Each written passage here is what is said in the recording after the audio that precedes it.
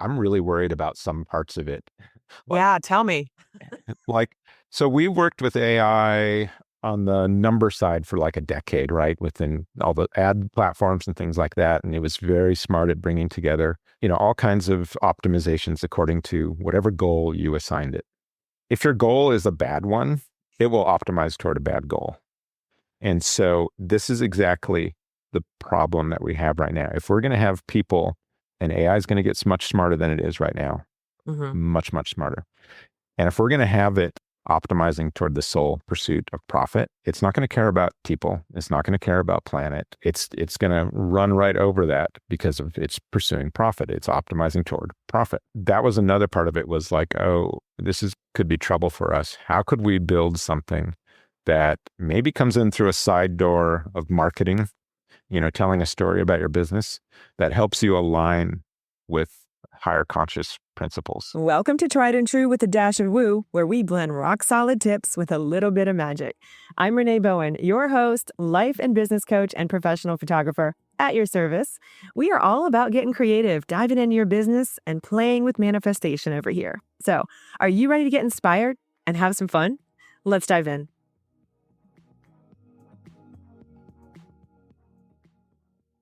Hey, welcome back to Tried and True with the Dash of Woo. I am your host, Renee Bowen. Today, I have a very interesting topic for you guys. We are talking a little bit about AI, but not in the way that you've probably heard it spoken about. Today, my guest is Stephen Sakach. He's the co-founder of aiCMO.io and the founder and CEO of Zero Company, which is basically a pioneer in empathetic AI and marketing. And he's got 3 decades of experience in digital media and journalism and also human consciousness studies, which, again, I love the melding of those things. So we have a really interesting conversation today on the show about AI, where it's going, the dangers of what some of the stuff is going on right now, and what to be aware of, how to notice what is going on and to redirect it. And at the heart of it, why empathy and love play such or should play such a huge part in AI and in your business. Stephen is committed to embedding empathy into business. He created something called BLISS, which stands for Build Love into Scalable Systems. And he helps organizations scale with compassion. I love this conversation. And you guys are going to love it too. Let's jump in. Hey, Stephen, thanks for being here today. I want to just dive right into this topic because I think that you have a very interesting view of what we're going to be talking about today, because you've had a very interesting career path from journalism to AI, consciousness, and I think we have a lot to talk about. But I want to ask you real quick, how do you define empathetic AI? And what does that really look like in a real business setting for you? Yeah, for us, particularly in the business setting, we really use it a few different ways, but one of them is kind of on the empathetic marketing side of things.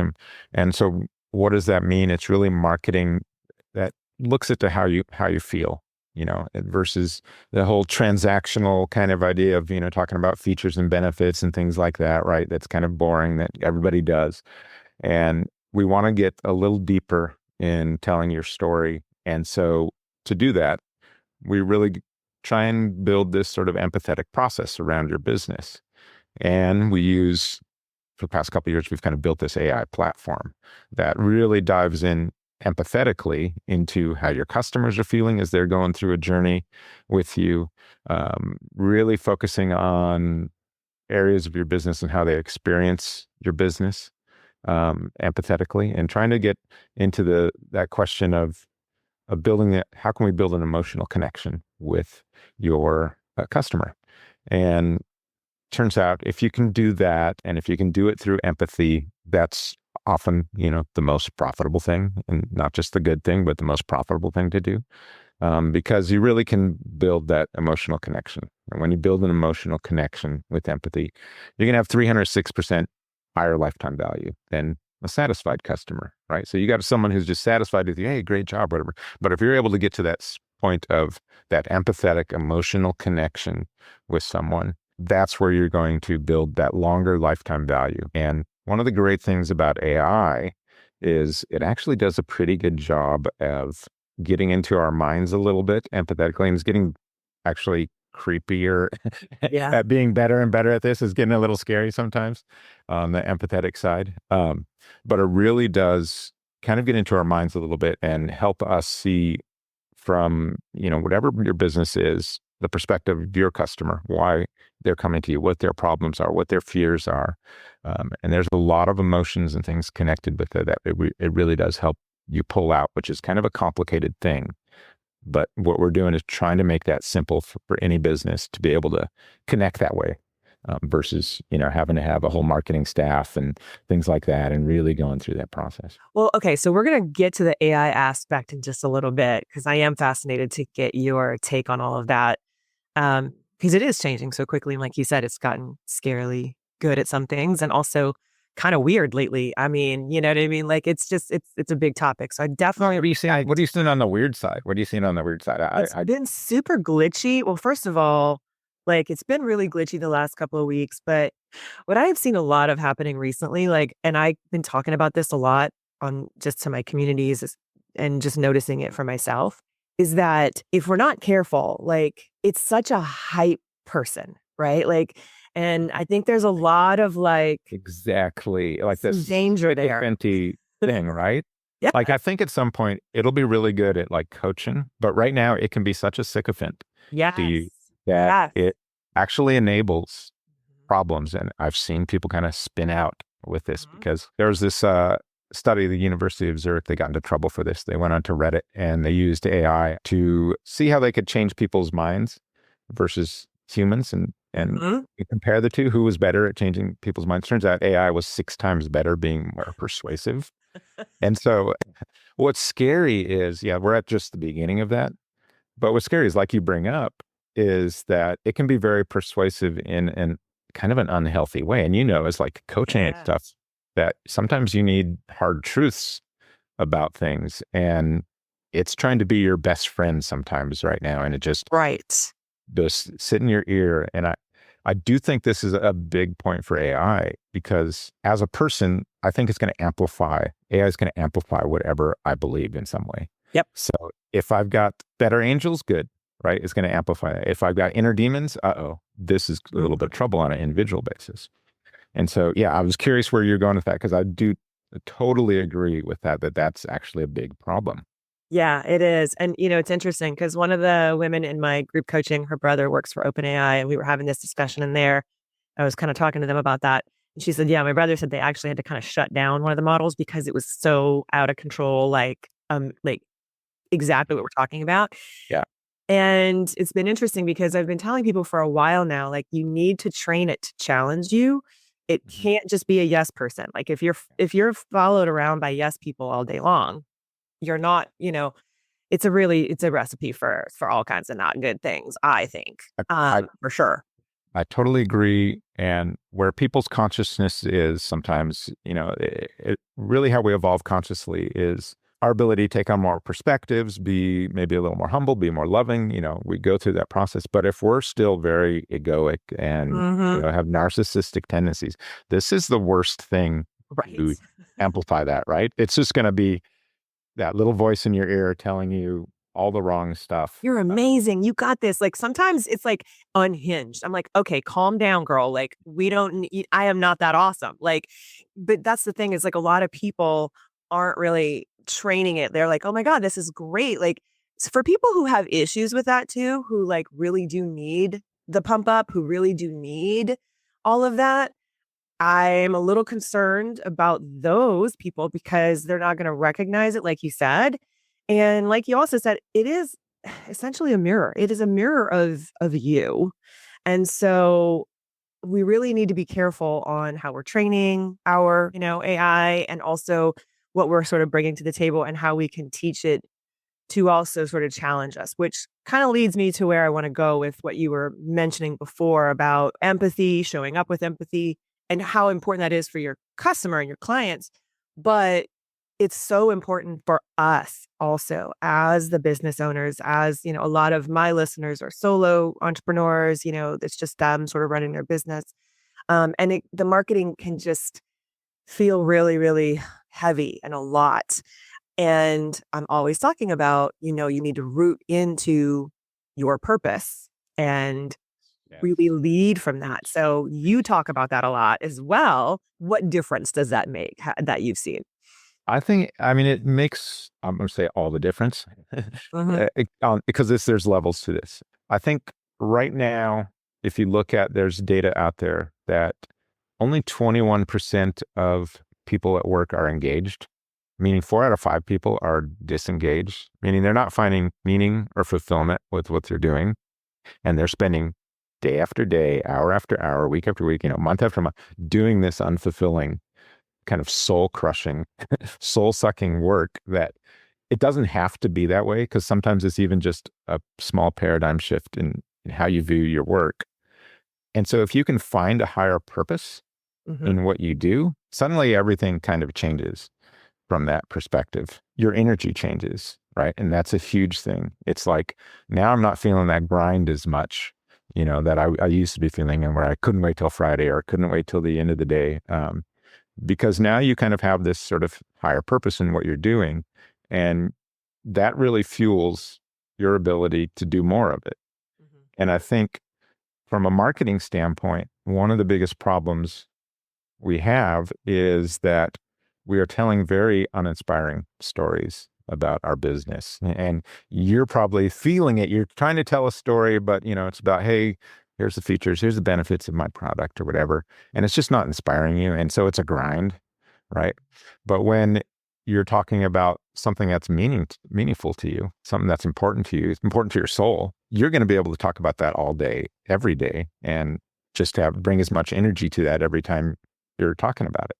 And so one of the things we do with our software, which is the AI Chief Marketing Officer, aiCMO.io, if you want to go there, but it really starts at that purpose point, is trying to bring you through this exercise of AI prompting us to figure out your higher purpose in your business.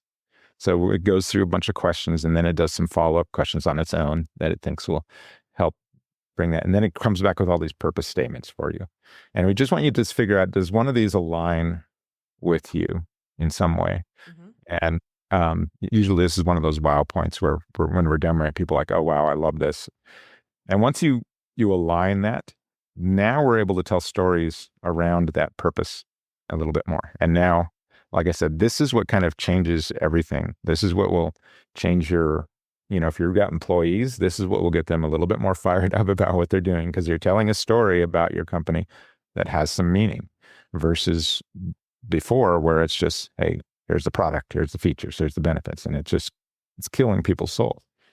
But when you get to that purpose and you're able to pull that out in your business, what happens is you go from that soul sucking machine to something now that it's like a living organism that you're feeling a part of. You see your employees get engaged. You see your employee, retention go up. You see all your marketing go up. Everything starts to become aligned because you're getting aligned around this higher purpose. And if we look at organizations and businesses that have kind of evolved into some of these higher purpose businesses, this is really one of the key touchstones for them for making that leap, is finding that purpose. So it's such a huge thing. I can't state it enough.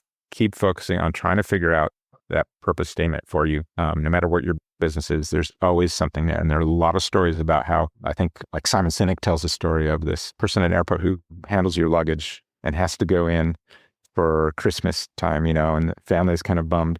And he's like, no, actually, my job here is to help the grandmas and grandpas and families get to see their grandkids. And so it's very important that I be there and do this for them on those days. And so if the weather's cold or hot or wherever, he's out there, he understands kind of his higher purpose of what he's doing to a job, that was really just a small paradigm shift in how he viewed his job. And it changed everything for him. I love that you brought Simon Sinek up too, because I talk about him all the time, but a lot of the way that I do deep dive purpose work with my one-on-one clients is based on a lot of, the way that he kind of speaks about it as well. It's something that I always felt really drawn to just in general, because it can't just be about the money, right? Like you think it might be, but it really isn't. It's not really what you're after. You're after freedom, you're after time, whatever it is. But if you're only doing it, like you said, it just becomes this grind. And I feel like even with creative entrepreneurs, whether, like whatever sort of creative business they have, we usually are drawn to them because we're like just good at it. We're just like naturally good at something. And somebody along the way tells us, oh, you should do that. You should make money. Or maybe we think like this would be a good side gig to start. And then it becomes maybe the main gig.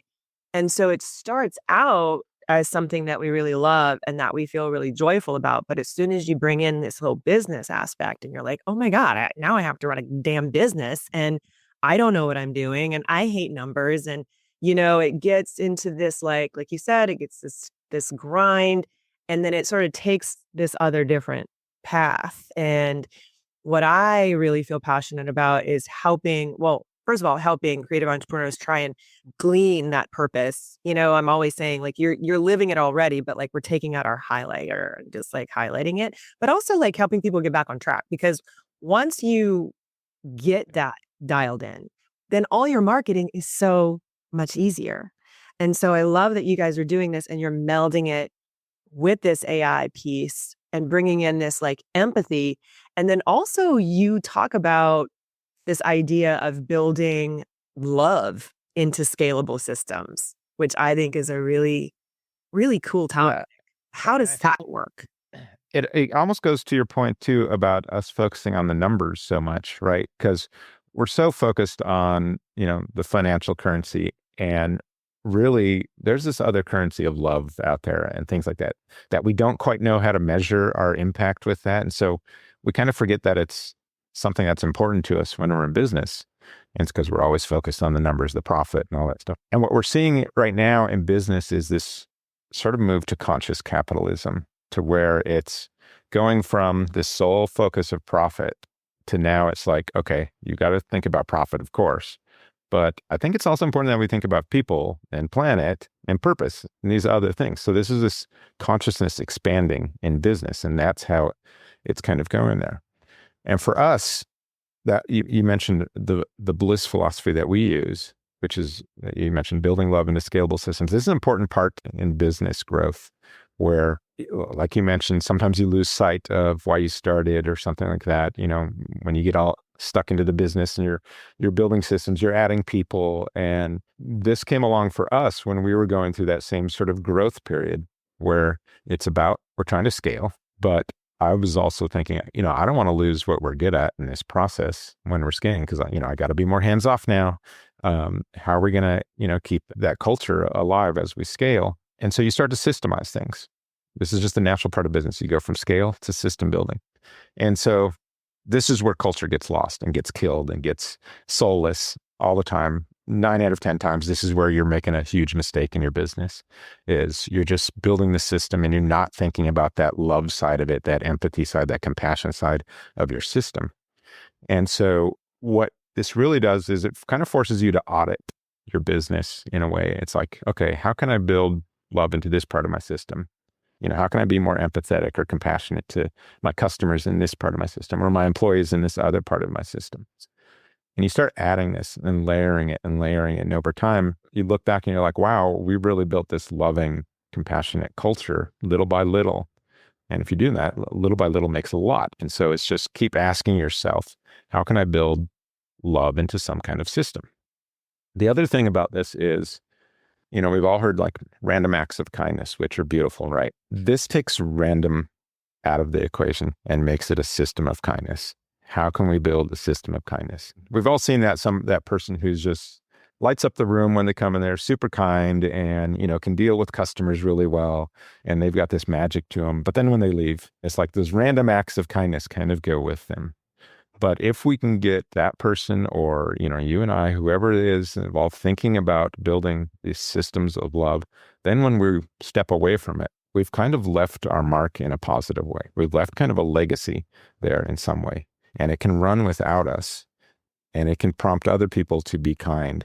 And so it builds on itself if you're able to just kind of audit what you're doing in your business.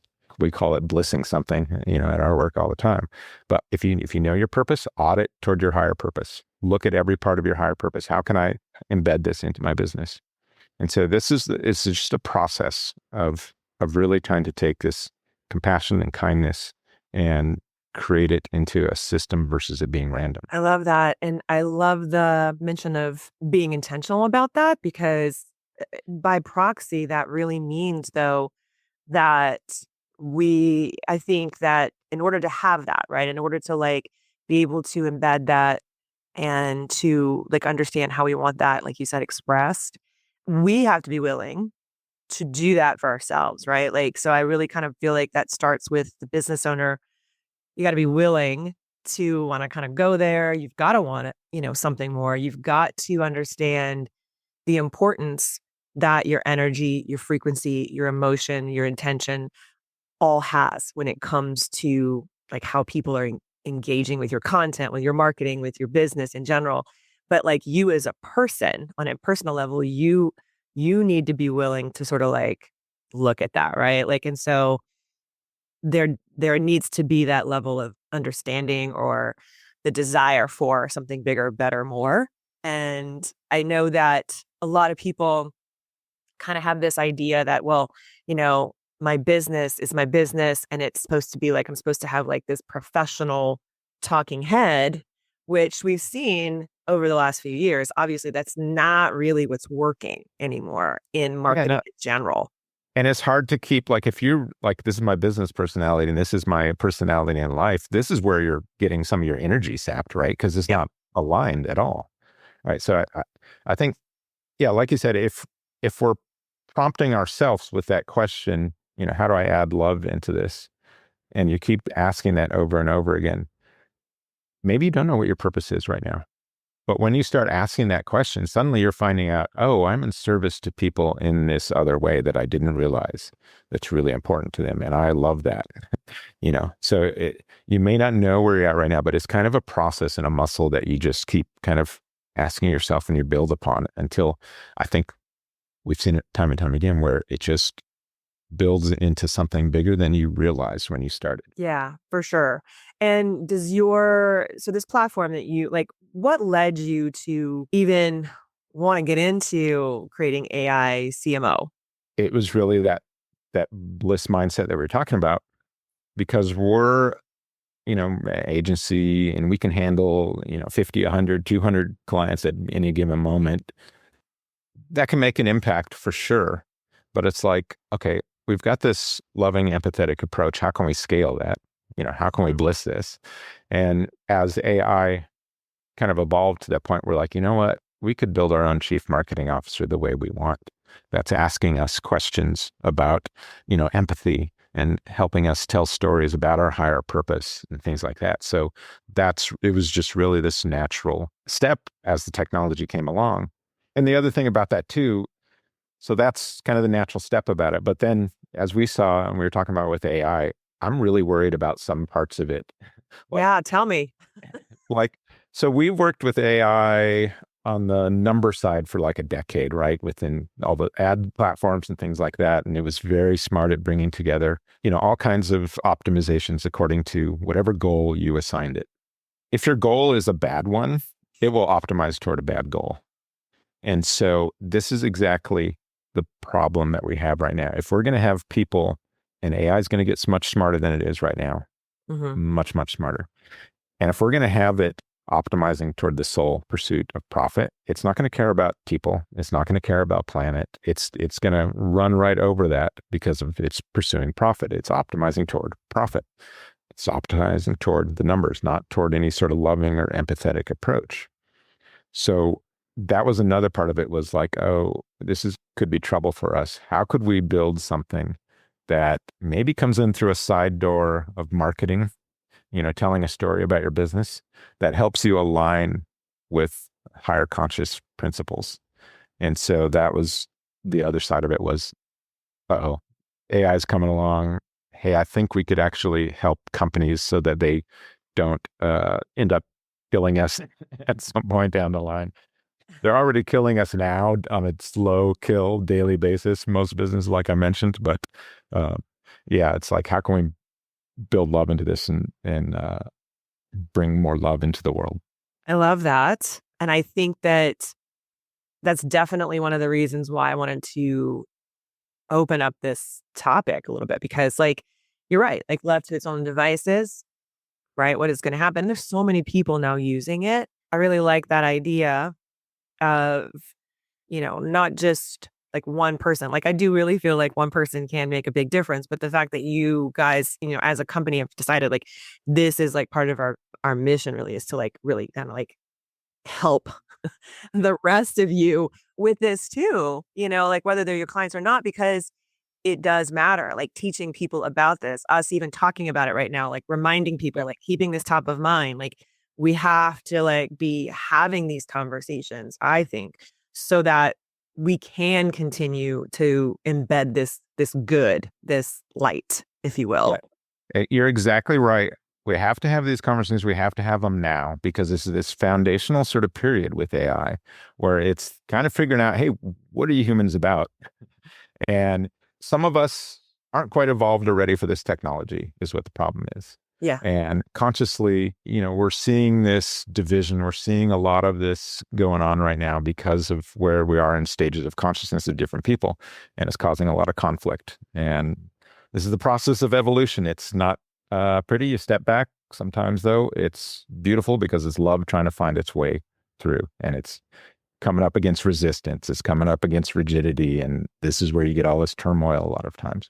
But really, we're in this foundational stage that we really need to set the tone and have these conversations and make sure that, we're all sort of aligning towards something beyond just, this soulless profit pursuit, which is what we do, most of us on a daily basis. Like I said, 80% of people out there is this is their job on a daily basis, is just this sole pursuit of profit. And we have to move beyond that. And I know, it's hard. I know there's a lot of people out there who are well, I'm always kind of talking about this too, is oh, you're going to find proof of whatever you're looking for. So if you are, it's just the way our brains are wired. It's not even just woo stuff. It's literally our brain. And we're going to continue to find proof of oh, the economy is bad, or I have to be focused on this because everybody else is. And the rat race of social media and consumption, blah, blah, blah, all that stuff, right?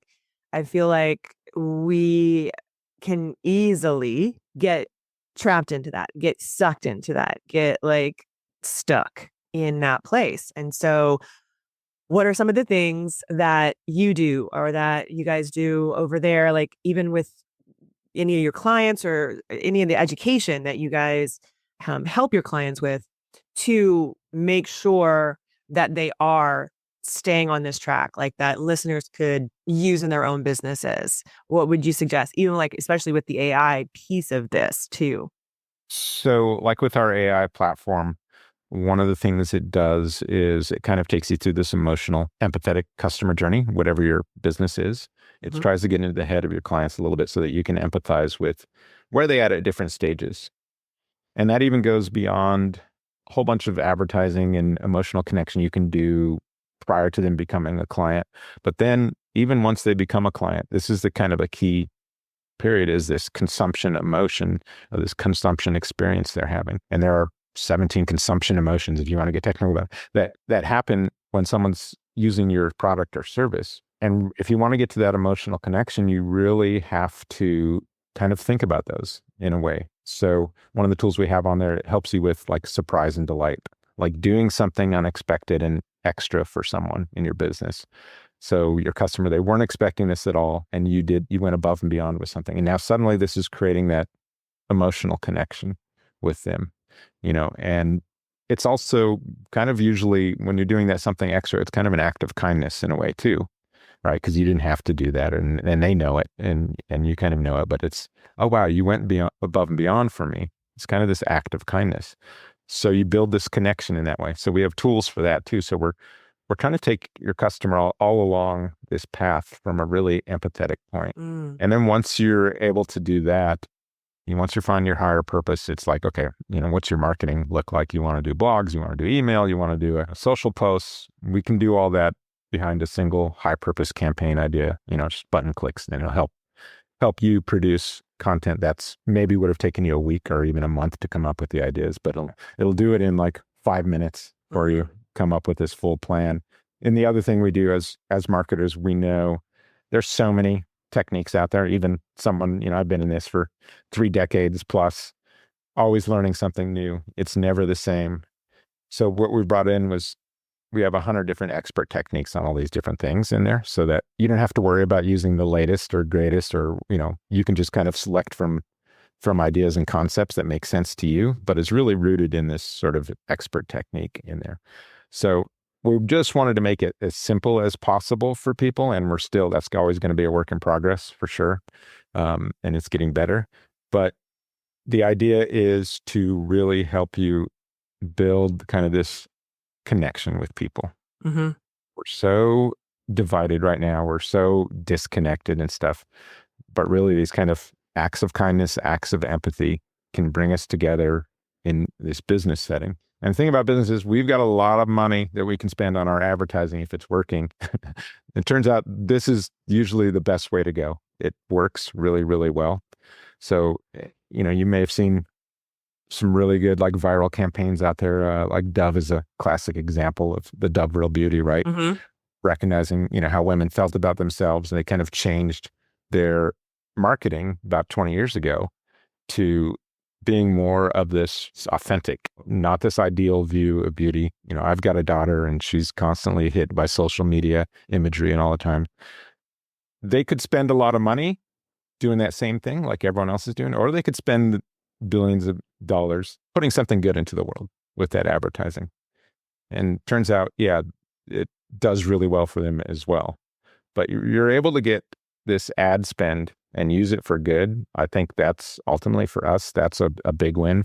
So we're constantly kind of taking our clients through that process, trying to find out how we can build love into something so that when we're using that ad spend and we're putting good into the world instead of more noise out there. We are the most marketed to we've ever been in our lives right now. It's constant. Yeah. So there's just so much noise out there, and most of it is kind of garbage. So we really want to try and stand out by putting some good into the world. That's really cool. That's what I really love about it. So what would you say is the and you kind of spoke to it a little bit there, but there's a lot of talk about, everybody's creating their own sort of like GPTs and custom bots and all this stuff. What's the difference between someone doing that for themselves in their business right now and like working with aiCMO, for instance? Yeah, that's a good question. I mean, the first one that comes to mind to me, like so you do photography. So if you go to ChatGPT and you just say, hey, I want to blog about something, and someone across the country is doing the same thing, you guys are going to get very similar sort of output from there. So what we're doing is really trying to set up a whole bunch of guide rails for you from, building emotional connection, your higher purpose, how to differentiate you from everyone else, what expert techniques can we use in this process. So you're bringing all this in and trying to produce through that kind of lens versus ChatGPT. The problem with marketing, like I said, there's so many techniques. You don't know what you don't know. There's so many strategies, there's so many techniques out there. So if you're not like, this expert marketer / prompt engineer / empathetic individual, you're going to have a tough time bringing it all together. And you're going to get some very, I don't know the kindest way I could say it, but some very generic stuff. And you're going to be putting the same kind of noise out there that, everybody else is, and contributing to the part of the problem that we're having right now. Mm-hmm.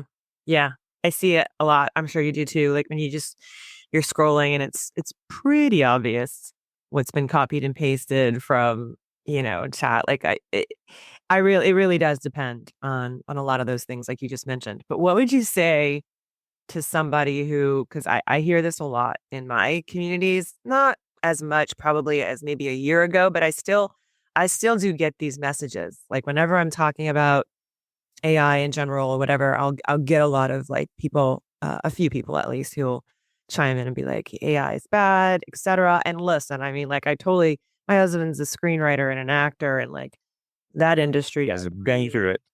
Getting it. Yeah, exactly. I mean, like he's the voice of Johnny Cage on the Mortal Kombat video games, for instance. And like you can go on YouTube and like you can find like a lot, like people just rip it they've been ripping his voice and creating AI. It's like completely against copyright, but like people have been doing that for a while already. So I get all of this. I get all of these, slippery slope things that we are sort of like dealing with right now. But what would you say to somebody who is a business owner, who is like struggling with their marketing and maybe struggling even to just like have their business? I see that a lot in my community. Like a lot of businesses are failing. A lot of businesses are going out of business. Someone in that position in particular, or just anybody really, who is just vehemently against using AI, what would you say to them? First, I definitely want to acknowledge like there is this, especially for artists too, there is this sort of dark night of the soul kind of thing where you're just seeing it produce something and you're like, oh, well, where did it get all that from? It stole it from this and that. And it took it, 2 seconds to produce it, and where you've been working on your craft for a lifetime, right? So there is definitely this dark night of the soul. But I've also talked to artists and actors, in Hollywood too, which they won't want to mention because it's very heated in Hollywood. But I won't name names, but who understand this. But talking with artists, they kind of see it as a jazz session in a way, where it's co-creation.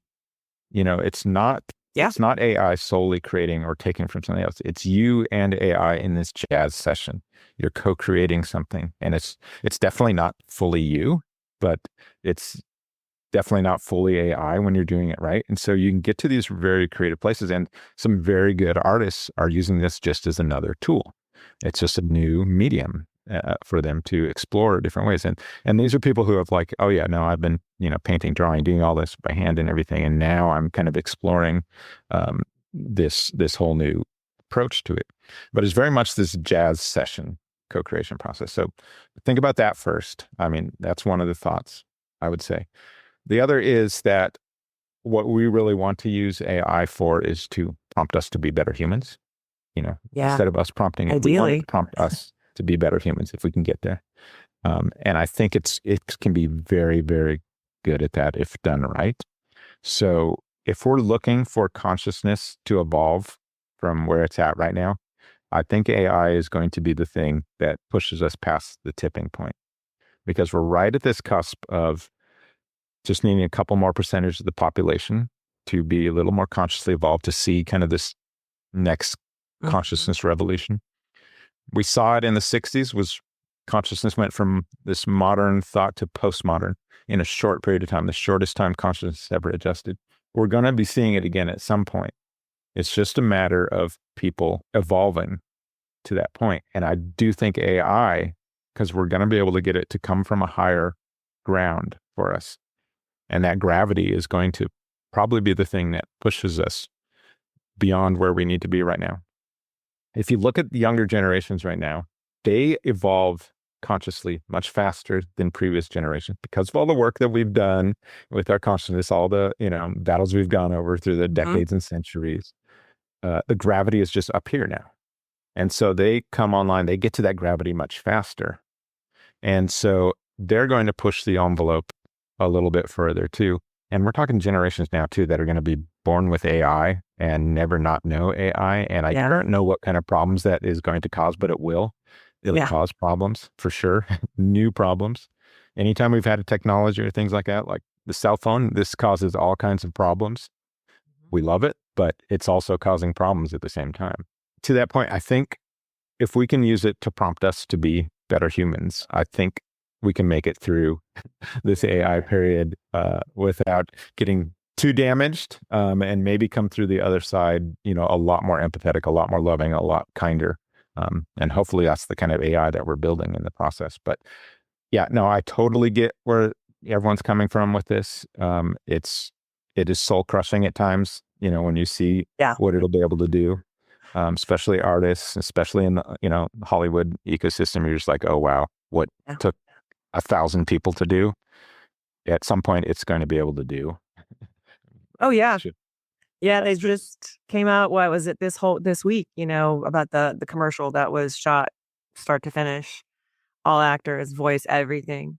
But it's interesting when you look at the comments on some of those posts, it is pretty much almost 100%. We're talking like a lot of comments. I went through a lot of these comments because I always like to see like what people are thinking and saying about this kind of stuff. They were, well, I won't be buying from this company. I don't want this. I don't want this. I don't want this. And it's very, very interesting. So I think that although we can do it and companies are, doing it, it's going to be interesting to see what kind of backlash there is, if there is one. And as it evolves, and we can't tell that it's created by AI because, we're basically almost there. We're getting there, daily. The genie's out of the bottle, basically, Yeah, that's the problem. Really, the genie's out of the bottle. It's not going back. We need to make sure the genie's not going to give us some sort of, nightmarish scenario in the process, like genies typically do. But yeah, no, I think this is one of the things we do is we talk about a lot of things around your business that aren't marketing related, that relate to you being an authentic kind of business. Mm-hmm. And we don't want to be telling a story that is just a story where you're just talking the talk and you're not walking that talk. So, we've got a podcast where we're 200 episodes in now, but we bring CEOs in and we're talking about love in business and building authentic businesses and all those little things around your business so that when you're telling a story or using AI, we want you to make sure you're a good citizen in the world in this process. People will give you maybe a little more leeway on some of that stuff. If you're just about profit and you're using AI and you're hurting, thousands of people in the process, I'd say probably look out. Yeah. You're going to be in trouble because, like I mentioned, the consciousness of people right now, it's kind of evolved to a point where you're going to get some pushback. Mm-hmm. And we're seeing that in a lot of ways politically in businesses where, with businesses taking out DEI and things like that because of the consumer battle going on right now. So there can be another consumer battle with AI. But what really needs to happen at these companies is you need to take more of this conscious capitalist approach. You need to be more authentic. You need to think more about people, more about your planet, more about your higher purpose in the world and the role that you play. If you do that, and then you start using AI to amplify that good, I think people will be on your side for that in the long run. I agree. I love that.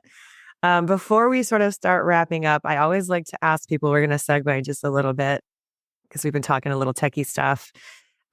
Really love all of this marketing chatter. I think it's interesting to me, but I know it's interesting to people who listen to the podcast as well. But I want to also kind of dive in because I like to ask my guests, okay, well, how woo are you? What's your favorite, like what keeps you grounded? What is your like sort of, practice that keeps you connected, grounded, or something interesting that you do that helps you? Yeah, I mean, certainly I've got, like a lot of people out there meditate daily and things like that. But I would say if I had a superpower though, it's probably like lucid dreaming in that, I kind of view this as sort of like a sandbox in a way where you can work on yourself. It's like, whoa, why did I get triggered about something in there? Mm-hmm. And you get deeper into that process of understanding, why you went down this path in this dream, and why you reacted a certain way. And it's been kind of this fascinating journey because, I can typically always remember my dreams, or I can be in a dream where I've got a client tomorrow. I need to work on this thing that I haven't worked on yet. Let's work on it right now and be in that kind of flow state in the dream, which is pretty cool. But I do like the aspect you mentioned, kind of working on yourself. It is this process of being able to bring out these kind of, even do shadow work or things like that, right? Where you're suddenly, something scared you or why did you get mad about something this way? Or why would you react that way? In this subconscious sort of state, where things flow a lot freer, that's really one of my superpowers. So that keeps me grounded all the time. I rarely have nightmares, or I rarely have that's so cool things where I get angry, but it's constantly doing this audit of like, what did I think about last night? What did I dream about? Going into why would I react that way? Going into the stuff beneath the surface of it. Have you always been able to do it? Or like, did you have to teach yourself how to lucid dream? I've always been able to do that. I think I had, these really kind of oddly profound dreams as a young child that I didn't even understand at the time till later when I was study consciousness and stuff. I'm all, whoa, okay, that's the only thing this dream can mean. Yeah, it's always been. So the blessing is I can do that. The curse is I am like a horrible sleeper. Like I have not slept through the night in 40 plus years. I don't know what that is like at all.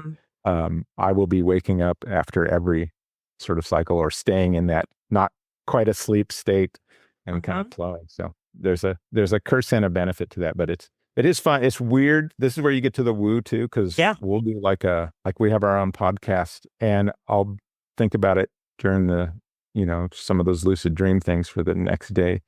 And then I've asked questions to guests where they're like, why did you ask that question? I'm all, well, it just came to me while sleeping in there. I'm going through that right now and blah, blah. So that would be the woo side. I think that's really kind of fascinating to me. I love that. Yeah, which it's hard to explain, I guess, Yeah. but Some things you can't, like you just tapped in, some like things you can't. You're just like, yeah, no, that just came to me literally. last evening. And so I was going to ask it. Yeah. I think it's super interesting because like I I very rarely like, well, first of all, I sleep like the dead. Let me just preface it by that. Like that's my superpower. That's one of my superpowers is the fact that I get like I'll get sleep. I get 7 to 8 hours of actual sleep, right? What is that like? I I don't know. know. My husband asks me that every morning. He's like, "Did you sleep?" Oh, let me just answer that. Yes, of course you did. Because he's like you. He's very similar, actually. He has incredibly vivid dreams. Like he will have full start to Yep. finish movie ideas. And I'm like, Yep. what? What is that like?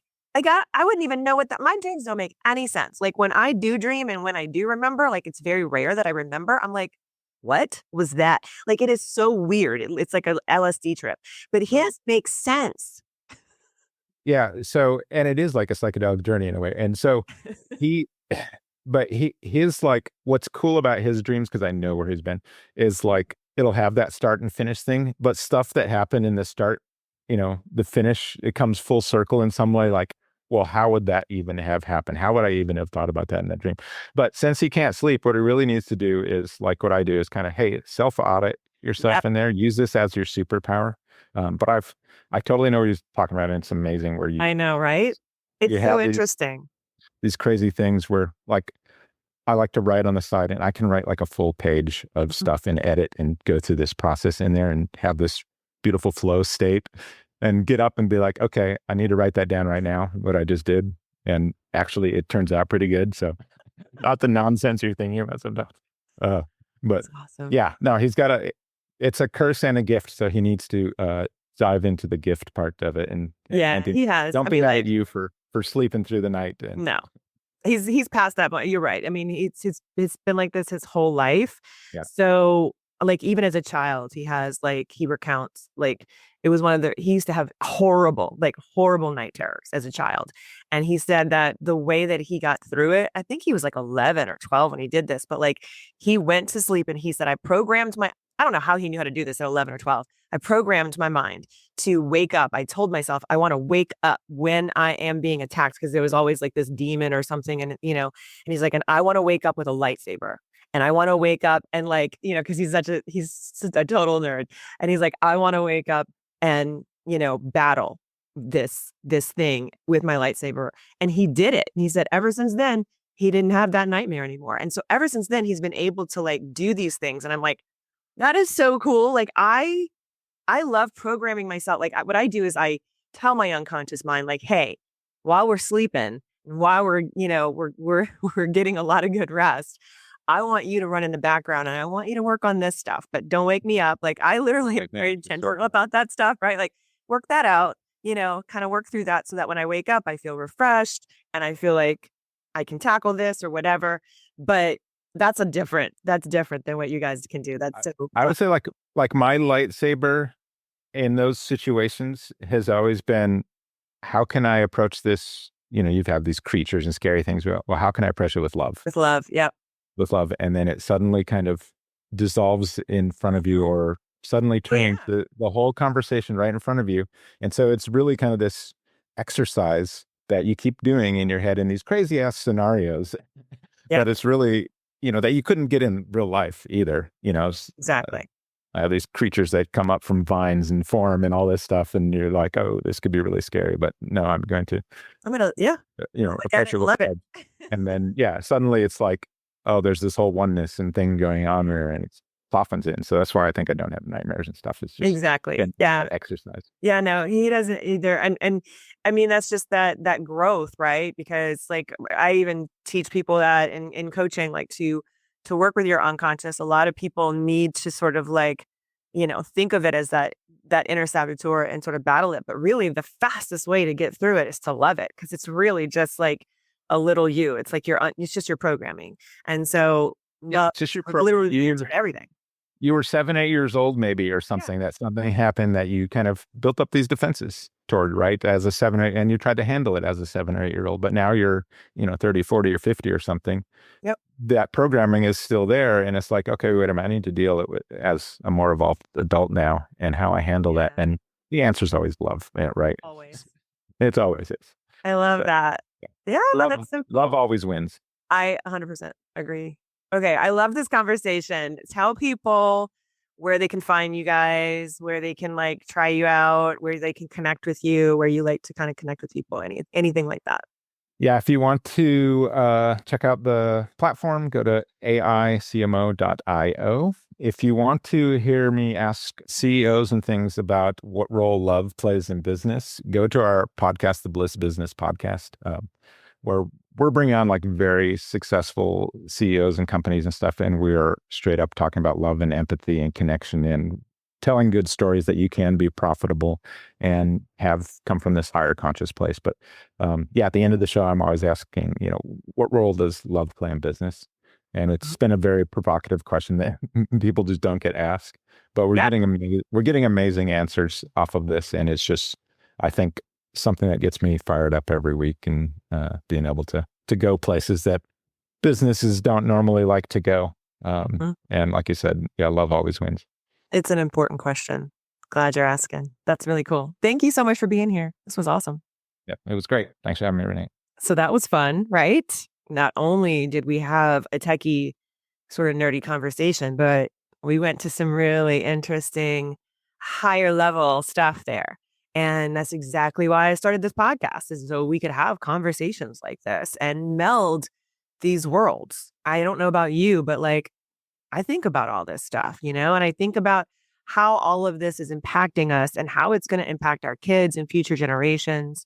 And one of my missions, as you guys know, is to, help other people, help business owners, solopreneurs, photographers, creatives, especially really hone in on what makes them the most them they could be, right? Like I'm always telling you, be the most you that you can be by rooting into your purpose, by highlighting it in not just your marketing, but for you as a person, as a human, so that you can then also spread your purpose, your meaning, your love to the world.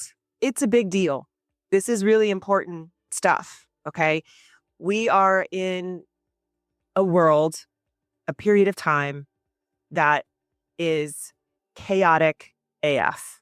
Okay. We can all agree. I don't care what you believe. I don't care where you land politically at this. Like, I think that we can all agree on one thing, that things are a little wild right now. And AI is just going to get a little more wild as it progresses. I mean, it's not going anywhere. I understand that there are some fears, but I really love Stephen's analogy there of, thinking about it as a piece of jazz music, right? If you know anything about that, you know that it's a collaboration, and you just kind of have to sort of ride the wave sometimes, right?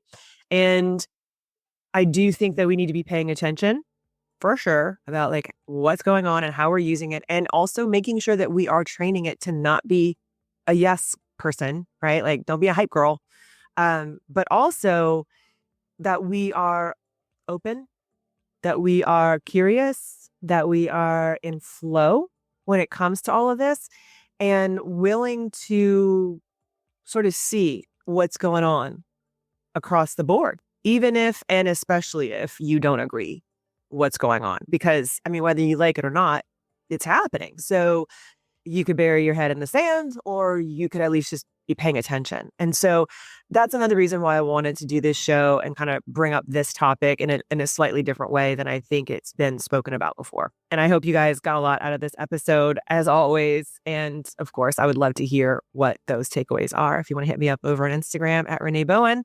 Of course, I also love it when you leave reviews, and you can do that super easy at ratethispodcast.com/Renee Bowen. I hope you guys have a great rest of your day, rest of your week. Love you. Bye.